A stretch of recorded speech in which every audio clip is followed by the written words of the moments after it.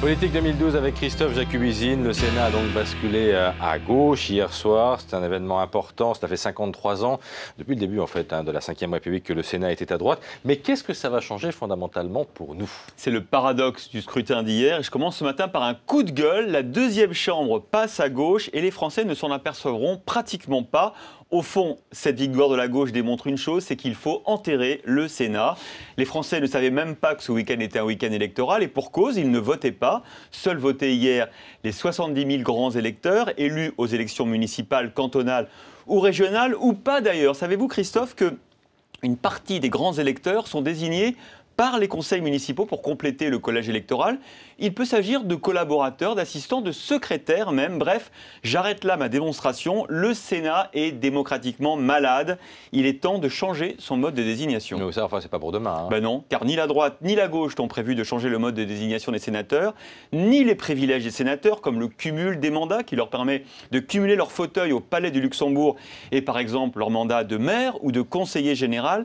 Pire, le candidat favori des primaires, François Hollande, est le moins ambitieux à ce sujet. Il n'a pas envie d'interdire le cumul des mandats. C'est pour ça d'ailleurs que Jean-Pierre Bel, l'actuel patron des sénateurs socialistes, pro-Hollande, n'aura pas de rival socialiste contre lui.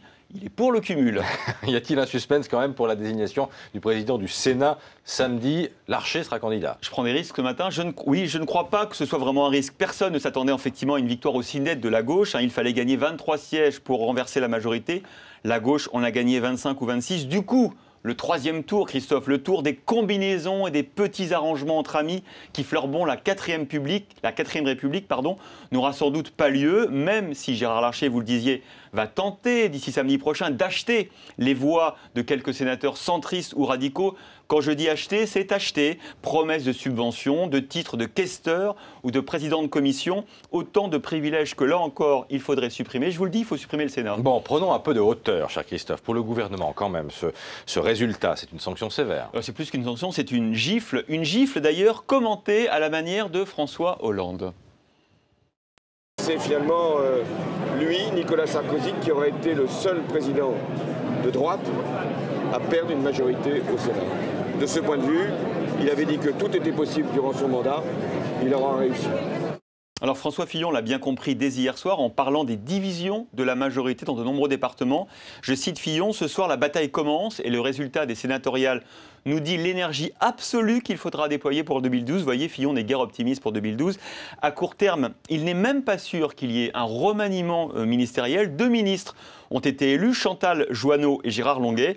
Il faudrait qu'ils démissionnent pour pouvoir siéger samedi et élire le président du Sénat. Mais comme la cause est probablement perdue, il n'est pas sûr qu'ils démissionnent. Ils resteront peut-être au gouvernement. Écoutez, Chantal Joanneau attend les instructions. J'ai aussi l'honnêteté de vous dire que je dois beaucoup au président de la République, que c'est lui qui forme le gouvernement, qui décide qui doit rester ou pas. Donc voilà, mon envie, elle est là. Mon envie de pouvoir voter pour Gérard Larcher très clairement le 1er octobre.